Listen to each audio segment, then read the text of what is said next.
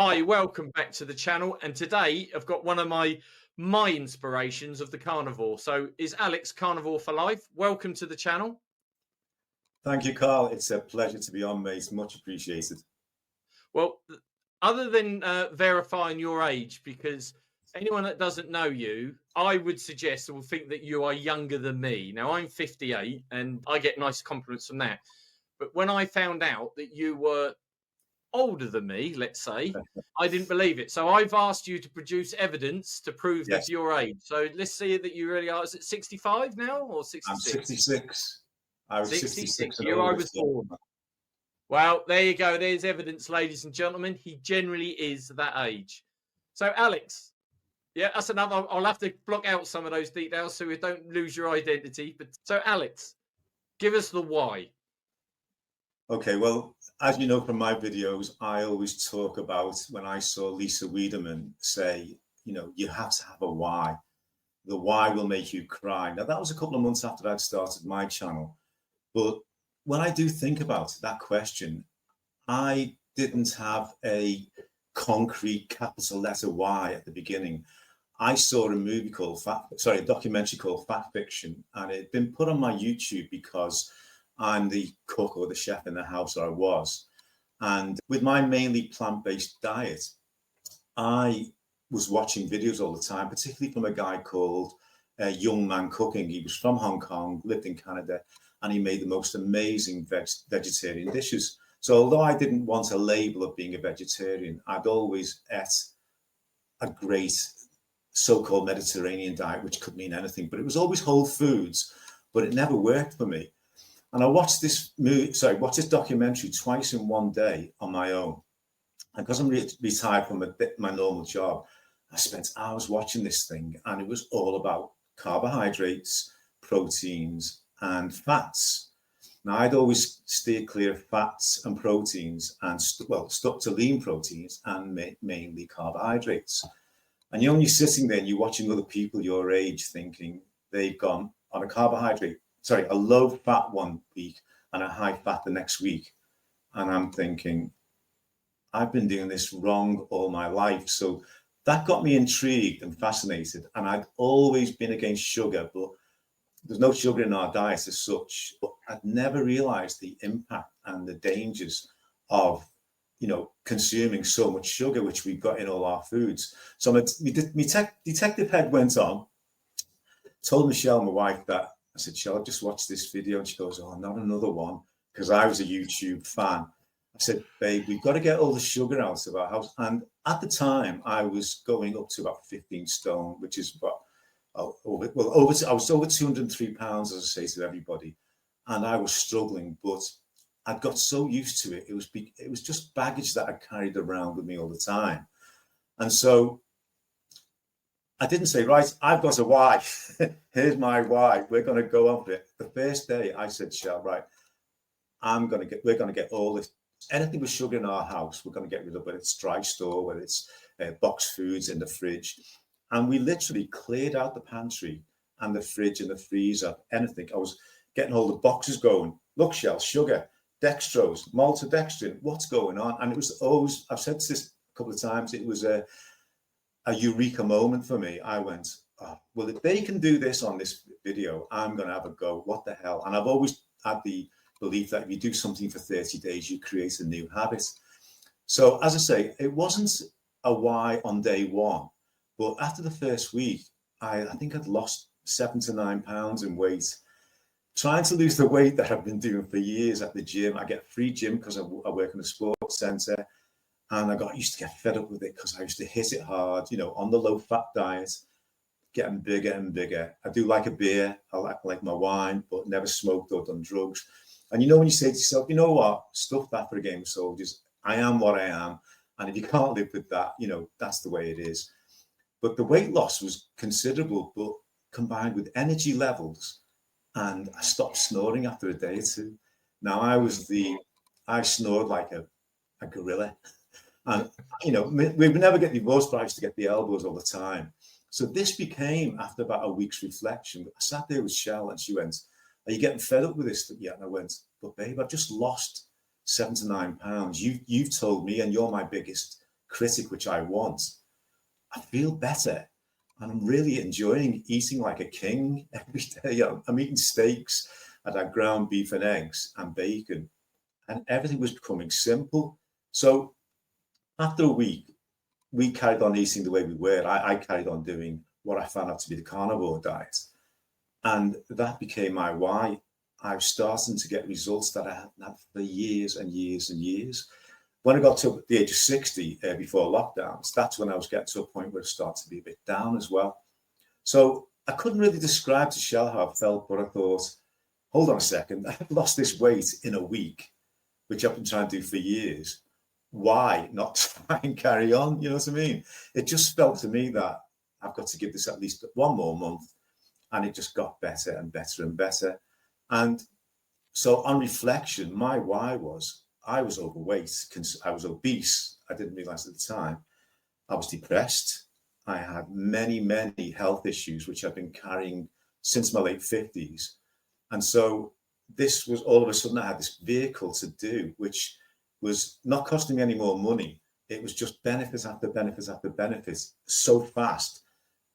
After a month, and I saw people like Lisa Wiedemann talking about, Sean Baker in particular, he said, you've got to have a why. That then became my sort of like my flag, I've now found it. So let's see what else this thing can do. So in a long drawn out way, Carl, that's my answer to the question, that the why was a gradual thing after sort of doing the research and finding, benefits after benefits after benefits. Well, that's part of the principle behind this channel, is to educate people or give people the opportunity to understand so they can make their own informed decisions. So that's the journey that you took. So that's spot on. So how long have you been doing it now? Because you're quite some way ahead of me. Yeah, 934 days. Wow. So that's 2 years, May, June, July, August, September, October, November. We're going into 2 years and 7 months. That's phenomenal. And you've stuck with it all the way through, or have you had any slips? Have you had any? Yeah. There's no carnivore police. They're not going to arrest you. Don't worry. Yeah. Well, I have actually put on videos because I do like having as it says, a carnivore for life. I do like the fact that I've got a YouTube channel. If you'd have asked me 3 years ago you'd be on YouTube, I'd have said, you've lost your marbles, you're loco, because I'm not, as you well know, I'm not a techie person. I leave that to other people. Like my brother-in-law, he's a tech. He does like banks, stuff like that, does all maintenance. So what was the question? I forgot the question. I have slipped up, particularly on social occasions. And because I'm a social person anyway, I've documented on my videos when we went to Whitby, we've been to, Harrogate. We've been on like a lot of mini family trips because we had a lot of bereavements in the family. So Michelle's sister and her husband and her family, we always get together. And I remember the first one we went to about a year after the start of Carnivore. And Barry, my brother, he won't mind me saying, was like, right, Al, we found a Carnivore restaurant. And I was like, Barry, I love it, mate. But I said, there's 8 of us going out in the party. I don't want any of that. I just want to try this. And every time I go to, say, like a meat-based restaurant, that's fine. But if they bring out the onion rings or the chips or the vegetables, I probably won't eat them, but I don't want everyone sitting there going, what's Alex going to eat?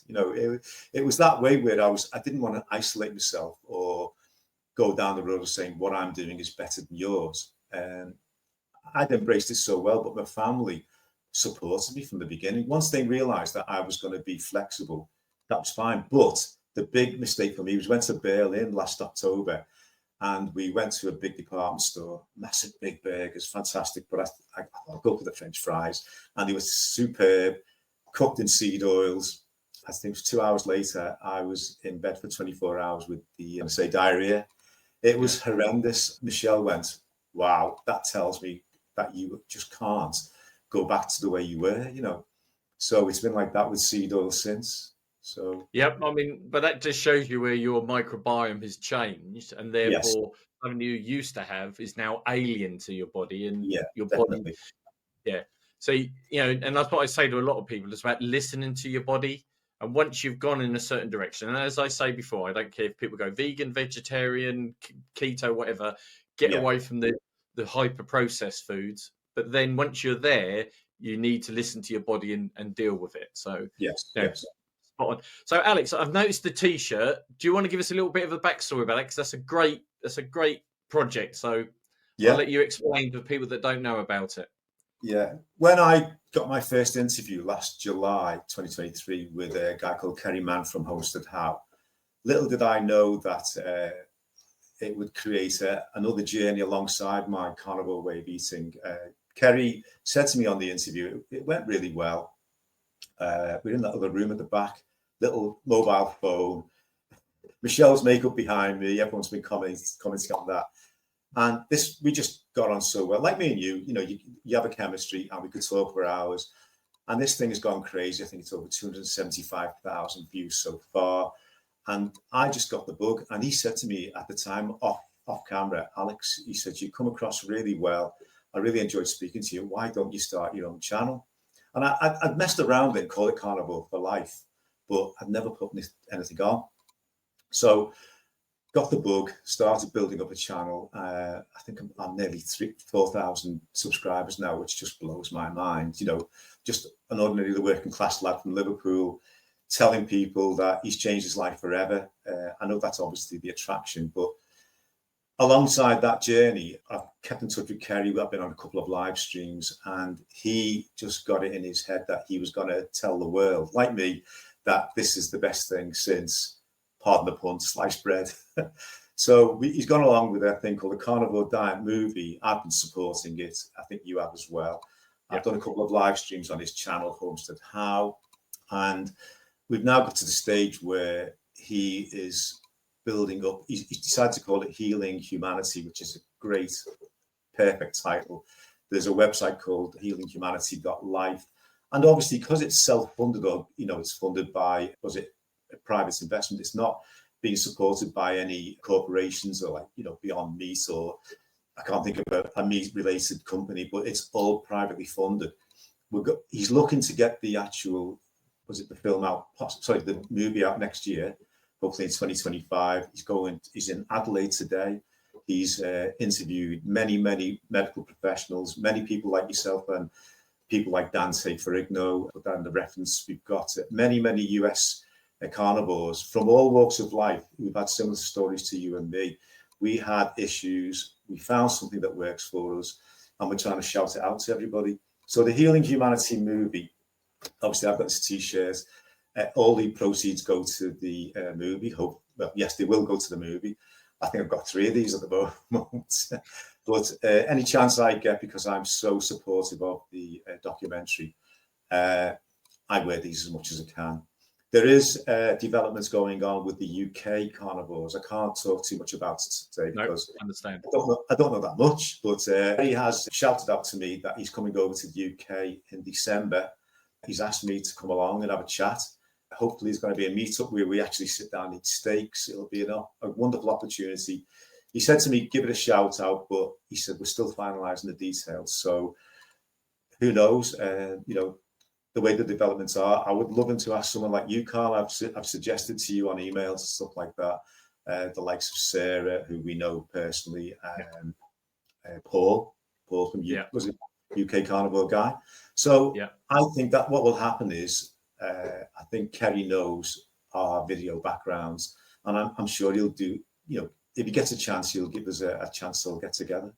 So Healing Humanity, guys, it's going to be a game changer. That's what I think. And I think and I've seen little snippets that he's put on his channel with regards to the video, because he can't share any of it, otherwise it won't be picked up by one of the producers. So I'm really looking forward to seeing it. And Kerry's been another inspiration for a lot of us, really. Yeah, absolutely. And I'm sure he's over the moon now with the change of government and the appointment of Robert F. Kennedy Jr., because he's speaking our language. And it was interesting that when he got appointed, the share value of a lot of big pharma and a lot of big food companies dropped. Yeah. So they're obviously, people are waking up to this. So his timing for the film next year could be absolutely brilliant. And I think that will create a tsunami of interest. Yeah. I heard a little story about Dr. Anthony Chaffee might have been considered for one of his panels. I don't know whether he's been voted in, but there is a connection already apparently with this Make America Healthy Again. So that yeah, would be, because it was interesting, because I saw the short that you've got, and I'll put some links to Kerry's channel and to Healing Humanity, and obviously I want to put a link into the short that you've got where I think it was Kerry was asking Dr. Ken Berry, Dr. Chafee, and the others about your age, and that's why I asked for your yeah, evidence earlier. And I think that is brilliant, and their faces just tell you the story. Just their yeah. reaction is just perfect. So I will put a link to that for anyone that hasn't already seen it. I'm just touching on appearance. What I would say is, before I started Carnivore, I'm as vain as everybody else. I never got compliments ever, Carl. Nobody ever turned around to me and said, Alex, you're looking great. Maybe when I was in my 20s and 30s, but not for the last 30 odd years. As soon as I went on to Carnivore, I got compliments after compliments about the way I looked in terms of my appearance, in terms of like my fitness. But people could tell that I was just so energetic. But they said to me, you look 10, 15, 20 years younger. And it's only when I got back into like looking through my Google photos, I went, geez, was I that big? My head was like a bowling ball. And I did notice as well that a couple of months after I put my normal baseball caps on, they were just fitted golf caps and they were coming down my head. So I was actually starting to become like a shrinking man. But appearance-wise, I think I am lucky. I've never had very lined skin. I've never smoked in my life, never done drugs. I never use commercial products on my face. Maybe that's helped. And my granddads, before they went upstairs, they both had full heads of hair. So maybe I picked up those genes. I think if I was, no hair, I don't know, very, very lined, people would go, yeah, you look 66. But maybe I'm just blessed in that department. That's interesting, because I've noticed with myself, my grey beard is becoming less grey. Yeah, definitely. And that's really bizarre. I used to be proper grey here. Now it's literally just this little patch here. And even then, darker hairs are coming through. So yeah. Well, there's a yesterday's lot video, in it. yeah, I was doing an outside broadcast going into the gym yesterday, and you could see my salt and pepper. I do touch my beard up. I'm as vain as everybody else, but I've never, my hair looks, in this light, it looks quite dark, doesn't it? But if you look at yesterday's video, which I'm going to put out on Friday, you can see the grey coming through. And there's nobody I know who's 66 who hasn't got any grey. You know what I mean? But I agree with you. Michelle said to me, look, your hair looks darker, but it is in a much better condition by far. It used to be very greasy. My nails are the same, my skin. I'm not saying I'm reversing aging, but I do feel, Carl, I can say this hand on heart, I feel 30 years younger. It's just, people who watch this and go, yeah. But it genuinely is that way. That my main sort of like shout out is that I do feel decades younger. Oh, I can totally relate to that. I mean, in my youth, I did judo, football, rugby. I was very sporty. Then, obviously, over a period of time, I always joke that I went from judo to sumo. I did a London Marathon in the suit of armour, which nearly killed me at the time, which was fun. Yeah. I'm aiming to do something else for a charity in that armour again, because I now feel I've got the energy levels to do it. The wife's not so keen on it, but she wants to up the insurance first. But But is it hard for you to explain or to describe or get it across how you feel?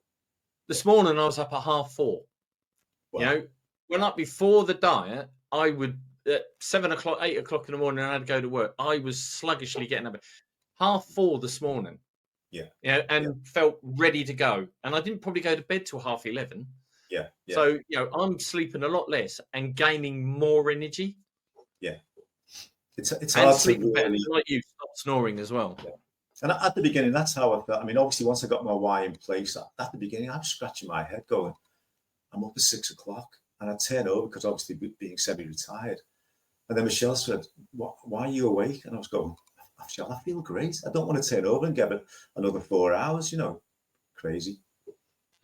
So another question for you then, because obviously you've been successful. And as I say, you've been an inspiration for someone like me to stick with it. And, I'm hoping to look younger than my passport photo as well eventually one day. But so if you could start again based on what you've learned on your journey, for anyone that's thinking about doing this kind of thing, and this is personal opinion, it's not advice obviously, but what would you do different, or would you do anything different if you were starting again now with what you know? Yeah. With regards to the diet, I've thought about this a few times. I was fortunate. I didn't have any reactions to wiping out carbs completely. I know some people do. On the diet side, I wouldn't change a thing. So, and that's what I've tried to do is with my videos, put my advice into, oh, sorry, not advice, but my anecdotes, my suggestions, my tips. But I just felt that I was talking about it too much. I became obsessed. And everyone who said to me, Alex, you're looking great, I'd go, yeah, you know why? Because I'm on a carnivore diet. Then you need to go on YouTube, you need to see Sean Baker. And people, as soon as I did that, I said it in one of the videos, the veil used to go up. And, it was like I tried like pyramid. What's it called? Yeah. Remember the old pyramids? Yeah. Remember people about 20 years ago trying to involve me in pyramid schemes, and I'd go, oh, get away, you're a nice person, but shut up. And I just couldn't stop talking about it. And when Kerry said to me, do a channel, Alex, it'll make you accountable, that was the best thing I did. But even today, I've started yoga. And everyone in yoga goes, Alex, were you, Michelle said you were quite overweight. And I go, yeah. And I'm waiting, I can't help myself. I want to tell them, not that they need to try it, but if it works for me, it'll work for anybody, but it won't. It just won't, because people have got so many barriers and hurdles, understandably, in the way. You've got family, friends, social issues, your job, all those different environments. So I think if there was going to be a change, I probably would have just smiled and just said, yes, I'm on the carnivore diet. Next question, what's it about? And instead of me going, blah, blah, blah, that was the one thing. But carnivore diet itself, I would say, which I did, research, give it 30 to 90 days, because whichever diet you do, whether it's vegan, pescatarian, whatever it is, you're not going to get amazing the end result in 3 or 4 days. You've got to give it time. And to adapt from no carbs to just fats and proteins is probably a trial for a lot of people, but the benefits are so worth it.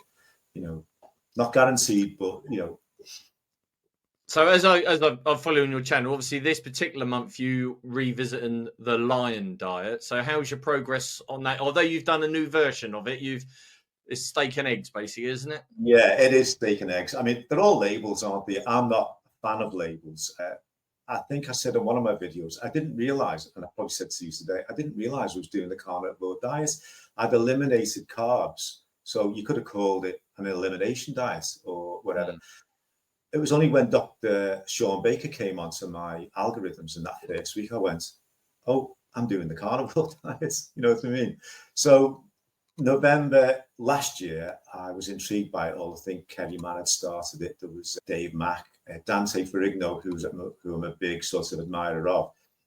He's been doing line diet for 5 years. So me being me, new challenge, let's do it. Last year was crazy. I loved it. I dropped 5 pounds over the month. And if you look at me at the end of the month, I'm starting to go a bit scrawny here, a bit like those people on Ozempic. But I endorsed it. I had a great time. I did a playlist, but went back into coffee, a couple of Diet Cokes. I didn't up the alcohol at all. I was quite pleased about that. That was probably the best result of the whole thing. And maybe 2 meals a day. I started eating later again. But I look back and think, if I'd have carried on doing line diet another month, I probably would have broke the 11 stone or 154 pound barrier. So me being me, it was the anniversary, but I love eggs, Carl. They are probably, on par with the ribeyes. And so I remember when I was a young man, you had the likes of these politicians saying, all our egg production is all infected with salmonella. And I went along with all the, the things you try to be a good citizen, avoided eggs at all costs, even though I love them. So I've gone crazy. I just get 30 to 60 eggs probably a week from Stanton's, my local butcher. And I'm going to have 4 eggs and a ribeye once we've finished. It's the best thing I've ever done. So I thought, let's modify this. Let's call it my steak and eggs lion diet. A couple of people said, you're not a lion. And here we go. And so I just basically say to people, let's have fun with this. I've done a couple of AI YouTube thumbnails of a lion eating, eggs? And so that's the way. It's going to be a steak and eggs diet. That's what it is. And so I haven't had I've had 1 day of ground beef with burgers. no coffee, no Diet Cokes, which is one of my little addictions. So I'm really delighted about that. And I was saying before, I do feel as if I could say I'm about 10% better feeling than I was last year. I've still got 4 pounds to lose to get down to 154. But after 20 days, I'm delighted I've done it. It's, you know, if people are on carnivore and you fancy another challenge, I would say take it, just do a month and then go back to the way you were. And then, but if you get to the end of that month, you think, you know what, let's go for it. Let's stay on the horse. So spot on. I did Lion as well, and I found it really beneficial. And then I went from Lion into raw. Is that something that you would consider? I do about 40% of my stuff is raw meat now. The rest of it is I don't have it particularly well cooked, but I do cook some at sear it. I've never fancied raw. Yeah, I've never fancied it, but the way fat tastes so sweet to me, which was an epiphany for me. I'd always cut it off, but when I cook fat, even when it's not like pan fried, I can't stop eating it. And my brain's got, well, it's almost like cognitive dissonance, isn't it? I'm going, why does this taste so sweet? Why have we been told to avoid it all our lives? So I've had, is it carpaccio? That is a beef. Yeah, carpaccio is just raw meat sliced. When I'm in Spain, I love it. But again, all my family, what's he eating there? I go, guys, this tastes great. So if I did try it, I'll always try something new. I would have to cut it, razor thin. So I might do a video on that, but it's not my right. This is my next challenge. I watched you do it, and I was intrigued. But you know, to hear you say it was pretty good stuff, you know. Well, the problem I did, I went typical me. I went nuts and bolts straight into it, where I should have gradually done it, because I had my stomach couldn't cope with it after about 4 days, and I had about 3 days of interesting dietary issues. But then now I've gradually gone back to it, and now, as I say, I quite regularly, if I can't be asked to cook it, I'll literally eat it. You just need to manage how you handle the meat to make sure you don't do it. So, and the rule I follow, which I've done quite a bit of research on, is if I'm going to eat raw, I will freeze the meat for 3 days. Okay. And then I'll put it in the fridge to slow thaw, and then eat it that day once it's thawed. So the pathogens and all the other bacteria can't develop. The freezing of it kills most of them anyhow, or completely knocks them out, that the body acids would destroy anyhow. But if you had a piece of raw meat that's been sitting around for a while, because George made an interesting point, he's more raw than me now, but he gets it from Lidl or Aldi, whichever, because they're freeze dried. So there's no air in there, where if you go to a butcher and you've bought some meat that's laying out, you need to freeze it first to get it down. But that's how I do it. I'm not saying anyone else should do it, but that's how I do it. And I find it really palatable. But you're right, carpaccio's delicious. Steak tartare is amazing. But yeah, if you slice it small, it is absolutely delicious. Melt in your mouth. So can you describe the taste? Honestly, I've seen a few videos where vegans have had meat again for the first time, and they have this almost orgasm of it. That's how it tastes, because you can taste it so much, mainly because your body's craving it, because you want the nutrients that come from it. But it is, I interviewed what I called the raw carnivore, and he really got me intrigued. So I tried it, and I must admit, now I would say probably once a day I'm now eating the raw steak, and then I'm probably, if I'm hungry a second time, I might cook or sear it. But then it's pretty much blue to rare when I do eat it. So I find it amazing. Do you actually get a steak and then slice it? Yeah, what I'll do, I get like the 3 kilo ribeye steak. I will then slice that into normal size steaks, freeze them down, and then when I'm doing it, I will get a small piece that would fit on a fork and eat it, because you hardly chew it. Most of it will dissolve in your mouth. It's honestly, I can't explain how good it is. Wow. And, you know, I'm not saying it changed anything the way in terms of my health or conditions, but the flavor is just so powerful. Well, I don't know how to do raw eggs, but, you know, some people do raw pork and raw. I do sushi. I like sushi, so I like raw fish. So I'm probably, my microbiome is adjusted to it, so it's quite good. That's basically back to natural, isn't it? It's natural. Yeah. So put it this way: if I was stuck in a desert island and we catch the rabbit, I'll eat it. Yeah. So what's next on the agenda for you? What's your plans into 2025? Well, I've got a new job. Started on the 9th of September, but it's my old job as a swim teacher and coach. I was casual for 16 years. When I retired in 2008, I took a good package from the civil service. I was 50, But as I said to you, I had my knee replaced the same year. So that was one of the reasons why I was pushed out. I was devastated that they didn't want me to stay after 33 years in the civil service or local government. But fortunately for me that year, I mean, I remember the day I retired, the day after I retired, I sat there thinking, right, I'm going to have a beer, 4 o'clock in the afternoon. I never used to drink in the daytime. I don't care now. I'm retired. Hey, everybody, I'm retired. I just kept telling everybody. And Michelle, my wife, was going, are you going to sit there all day watching BBC News? That's how I used to watch mainstream TV. And I think back then, and I think, what an idiot. But fortunately for me, my daughter Sophie was a top competitive swimmer, and I used to, obviously, I was a support mechanism. So I'd be at the sports centre 5 days a week, and I stupidly volunteered to help out on poolside one night, thinking, I'm expanding here. I need to, find any way to keep my weight down. And I absolutely loved it. And my coach next to me, Neil, said, right, I'll give you, obviously, because you're not qualified yet, but you're just here to support today. And I just went ballistic. I just loved it because I'd always loved sports. I'd been coached before. And he said to me, Alex, you are great with the kids. He said, you're firm and friendly because they're in water, so you can't just mollycoddle them. He said, but you definitely tell you've got a sports background. So a couple of months later, I qualified as a swim teacher. Then I got my level 2, which means you can basically, teach anywhere in the country. And I got this new love, a new passion.